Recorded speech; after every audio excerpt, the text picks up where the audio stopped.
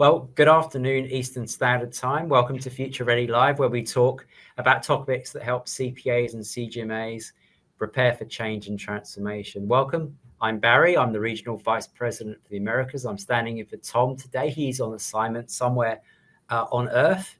And today's session, I'm proud to welcome a friend and a colleague, David DeFreitas, to talk about the evolving role of the CFO and the impact of AI. We were together last week at the Quartz CFO Connect conference in Mickey Mouse Land in Orlando. Now, our guest speaks two languages incredibly fluently, HR and finance. Dave is a national speaker and author presenting on a range of people issues in organizations in general and solving the talent shortage in particular, and often quoted in the media. David used to be the CFO of Caterpillar, is an inaugural member of our Future of Finance Leadership Advisory Group, and also is an instructor for the Business Learning Institute, as well as being a proud professor at Bradley University. And if I'm allowed to share this with the audience, Dave, you're a pretty damn decent comedian as well. So welcome, Dave. Say hello to the audience. Hello. It's great to be here. And Barry, only one thing, I didn't quite make it to the full CFO level at Caterpillar. It was just the group CFO for corporate services, but it was very close. So, in construction, there you go. Very, very welcome to you. So we were both together at the CFO Connect conference that we attended last week. So do you want to tell people about the story behind CFO Connect and how we got there and the kind of people involved? Yeah, I've been involved with that organization. It's called the Quartz Network and the CFO Connect group. And it's an organization that I think I got introduced to maybe 15 years ago. And it's all about bringing the finance community together, particularly at the executive level. It's by invitation only. It is also grouped with HR professionals and with marketing professionals. And they have conferences where they bring all three of those disciplines together. They run separate tracks, but they do tend to bring some of those tracks together for some of their keynote events and also for some of the panel discussions and the dialogue that goes on throughout those conferences. But they really do focus on really the mid-sized company and either CFOs or executive leaders of those companies to try and talk about the most pressing issues, the newest and greatest trends as it relates to finance and accounting, in particular in the CFO track. And they do that twice a year. And they've done that, like I said, at least my involvement's been at least for the last 15 years. And it really is usually pretty impactful in what it brings to the table. Yeah. Absolutely. I want to talk about that combination of HR and marketing a bit later, because that was a fantastic combination. But we kick things off with the breakfast panel on creating a future-ready workforce from scorekeeper to futurist. And you were there with Tom on stage, joined by this wonderful Brazilian CFO, Paulo Bremer of Bahia in Brazil, and a good friend of ours, Nikki Mamandova from the Royal Bank of Canada. So tell the audience a little bit about the breakfast panel and some of your own personal takeaways. Yeah, the breakfast panel, it really focused in on how do you ensure that your finance or accounting organization is future ready. And everybody at the conference was all about AI technology. How are we going to incorporate this? What are we going to do? And it was, I won't say it was a frenzy, but it was close to a frenzy of, oh my goodness, are we getting behind? How do we apply it? How do we do it safely? But this panel, while it addressed technology and AI, it really focused in on, first and foremost, it's still about leadership. It's still about organizing your people the right way for success and making sure your people know what done looks like. And what I mean by that is, what's the objective? What is the goal? Where is the organization going for finance and accounting within each company? And if every employee knows that and they know what their role is within it, that's the foundation. That's the first step.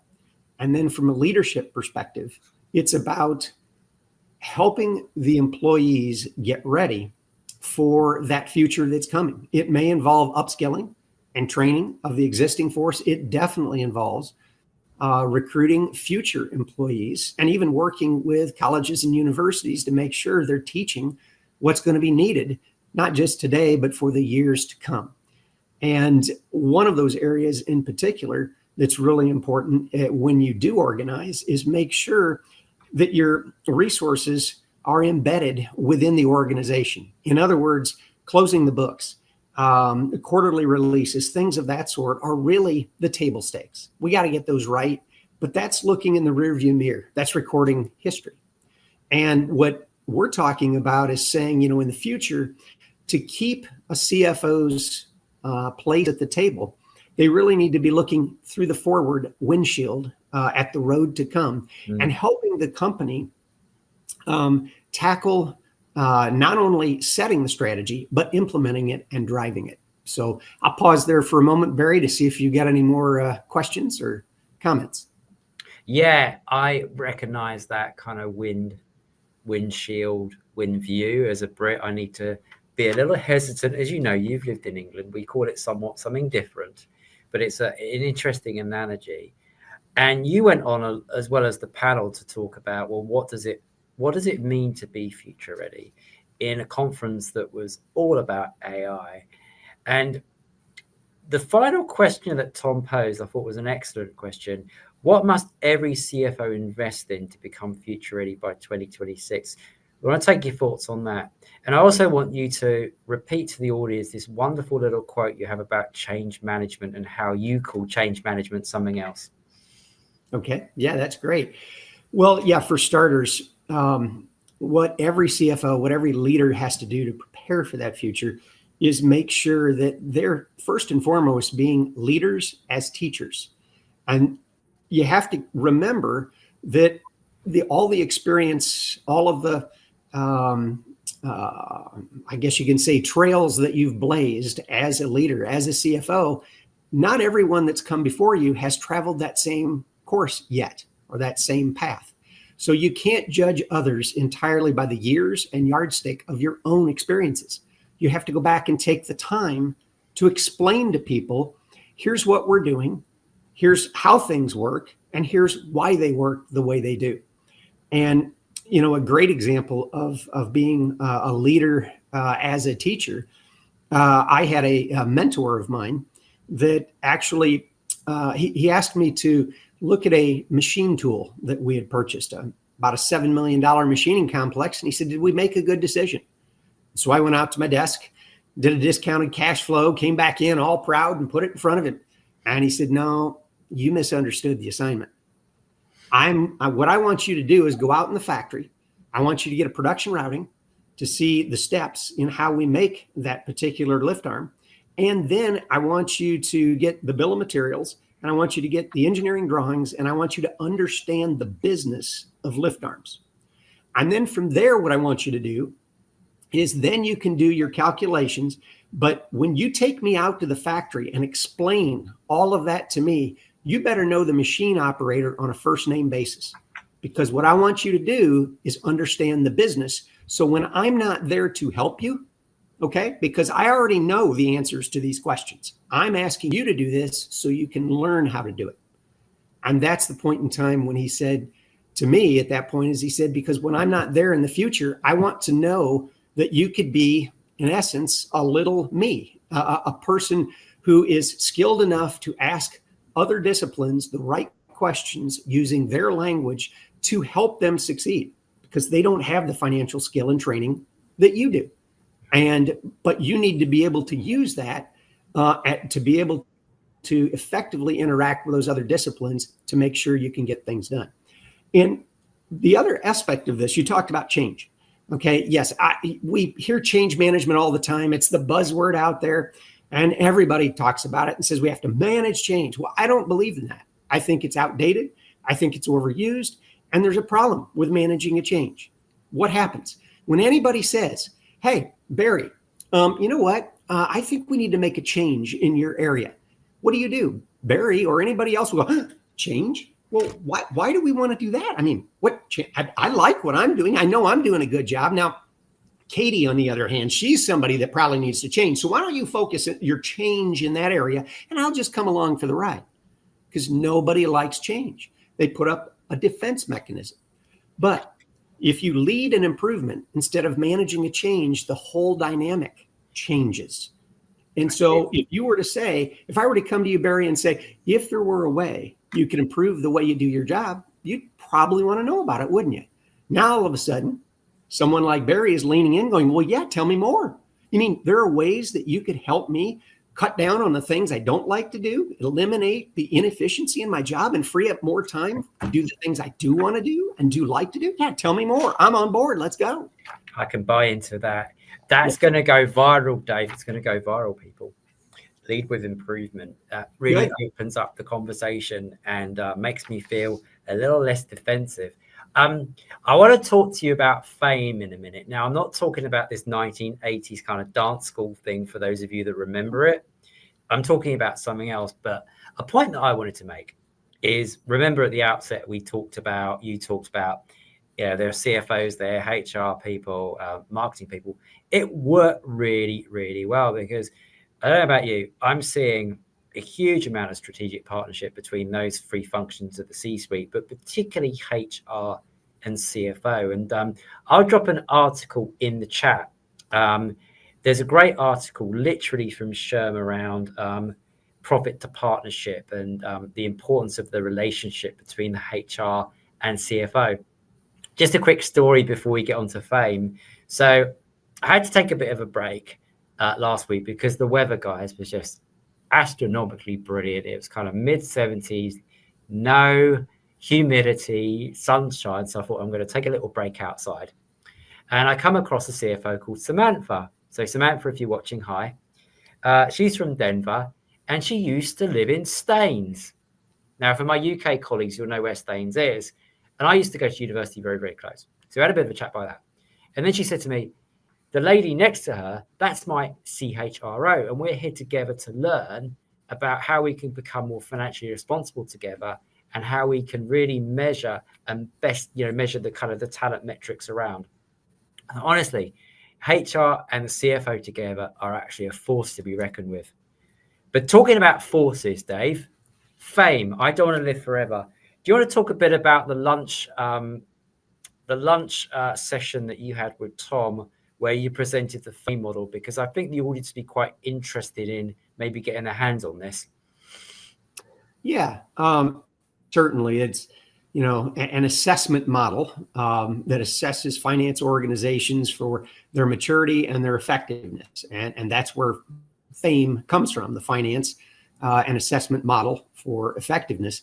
And what we talked about in that breakout session was this model is so useful for companies to be able to evaluate where their organization is at. And it's really across 5 different dimensions. It's, from a technical perspective, so technical accounting. It can also be from their technology perspective. It's also from their business or investment analysis, business support perspective, also on its people and on its leadership. And so you can assess yourself across 5 different levels, if you will. And you've got, for example, scorekeeper on the low end. Now, this is an organization that's truly simply looking in the rearview mirror. They're recording transactions, they're recording history. They're great at debits and credits, but they're not really an active participant in the strategy development or in the strategy execution of the company. Then you've got the far other end of the spectrum, which is the futurist. And from a futurist perspective, you've got an organization that is a thought leader, not just internally within accounting, but externally.